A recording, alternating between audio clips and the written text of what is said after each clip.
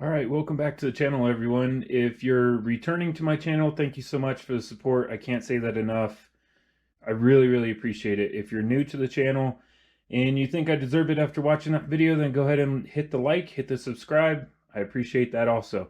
So, got home from work today, and on my front porch was the Beastboard.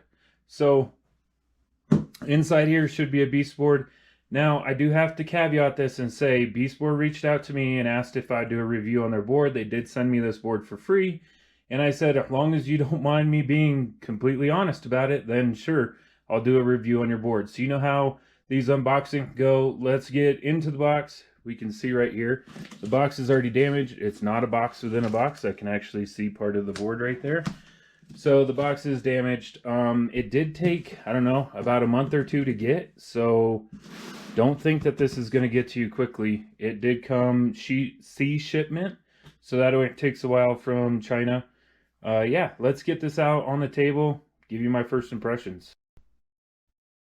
Okay, here we have it. So this is what you get. At the time of filming this, the board's price online is $599.99 US dollars, so 600 bucks. There'll be a discount code down in the description to save you guys a little bit of money. So here's what you get for that. One of the things that intrigues me about this board is that it is a 12S system. So it's a 12S 432 watt hours, and I believe it's like 12.5, something like that, 12.5 or 13 amp hour equivalent. I don't know. Look up all the specs. Just go down into the description, click on the link. You can see all the specs. But two things intrigue me about this board. Number one, it's one of the flexible decks. It's cheaper. This is going to be kind of my cheaper series for people that don't have the money for the big name brand boards, you know, spending over $1,500. All right, other than the board, you get 4 bracelets. If you want some bracelets, Type-C cable, 2.5 amp hour charger, which is oddly almost identical to the Onsra chargers. There's an Onsra charger. I mean, they look the same. Then you get 3 Allen wrenches, no frills with the Allen wrench or the T-tool, just generic T-tool. You do get the typical Hobby Wing remote with no markings on it. It is kind of rubberized. I think that's how all the Hobby Wings are coming nowadays. So Onsra uses these. A bunch of boards use them. The Vril had that same remote. And then you get an extra charging port, which kind of worries me. Why'd you send me an extra one? Is there an issue with it? Anyway, yeah, that's the first look. The board looks okay. It says that it can hold up to 330 pounds and it does like 28 miles an hour. They make a lot of claims, but all the companies do. So overall first impression, the packaging kind of meh. I don't like the gloss on the covers, but they are metal. So the belts do seem a little thin, but they do say they're 5M, but they seem a little thin. The width of the belts are a little bit smaller in width than all the other 5M belts that I have.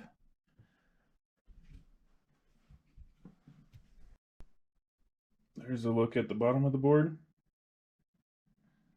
It's just a bunch of generic parts to keep the cost down, which I completely understand.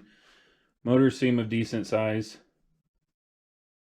So taking a look at the pulley system, I learned my lesson with the WowGo. I always inspect the stuff before I go out riding it.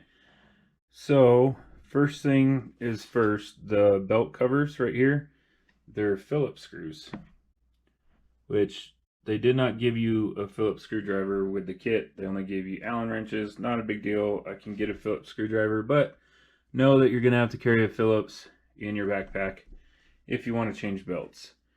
This whole system kind of, I don't know, cheaper quality. I mean, you're paying a lot less for the board. So there's only one single bearing in this pulley, which is okay, but they've kept it from destroying all the bearings with spacer. They put 3 speed washers right here in front of the pulley. So I'll get all that torn apart and then give you all a look on how this is constructed.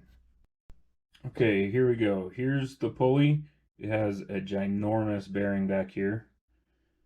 6202-2R6 is what it says on there. So one giant bearing in the back, and then here's what I'm talking about with the spacers. So there's actually four speed spacers spacing the wheel off of the pulley.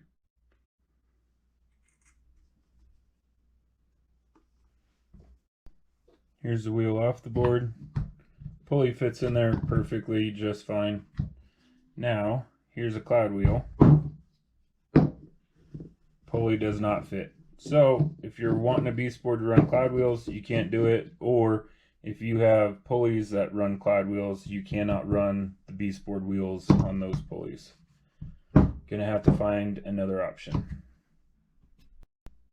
Another thing that I noticed is down here, where you normally have some type of washer, Beastboard decided to put an O-ring. So the O-ring goes down, and then your bearing sits up, the inner race of the bearing sits up against that O-ring. I'm guessing to reduce noise, but I don't think that that O-ring is going to last very long. We'll see. So the motor pulley on 14 teeth and the wheel pulley on 39 teeth. I counted it 3 times. It's 39. All right. Okay, so I'm out on the Beastboard for the first impressions.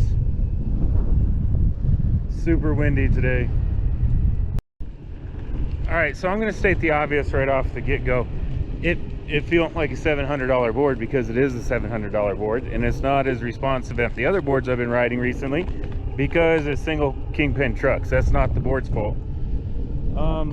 So far it seems all right. The motor are a little gritty. Like when you're first starting out, they have, you know, a little pulsing action, I guess you could call it.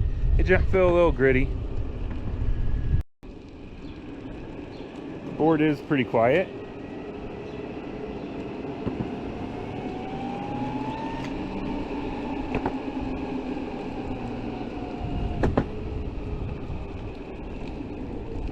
So that's acceleration and braking. That's full throttle.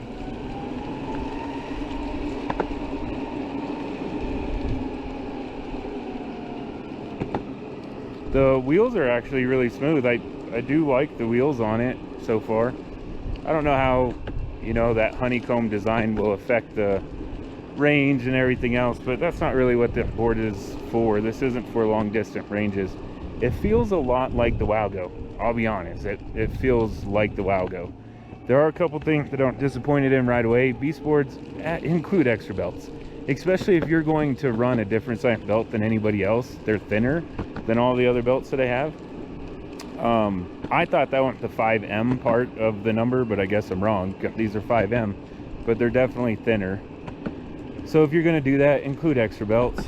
That's kind of annoying.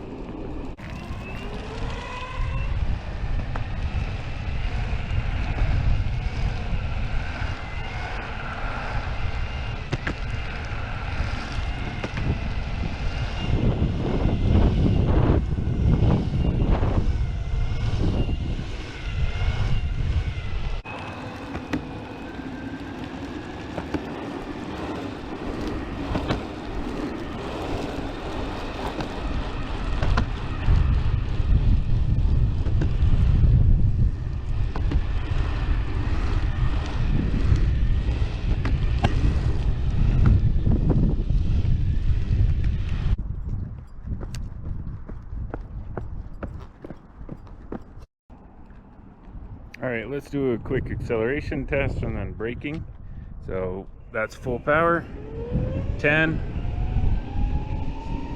20 miles an hour according to the remote, full brakes. So yeah, good brakes and good acceleration, I'll give it that. All right, I know what you're thinking. So Ramo, what's your first impression? So my first impression is, for this style of board, it feels good. It feels a lot like the Wowgo, only I think this is a little bit better built than the Wowgo. There are some things, the skinnier belts, not including belts, the O-rings worry me, but we'll just have to see how that holds up over time. The flexible deck is nice.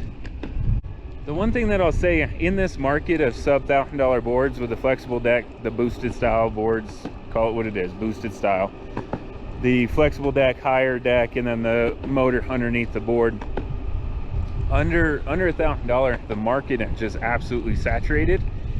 And I feel that if you're going to venture into this market, you have to have something that just stands out, like just something in your face, bold, stands out. And I don't think Beastboards did that here. I think that if people are going to buy a board like this, they're going to go with the tried and true, the well-known, and the tested, the backfire zealot, or something along those lines.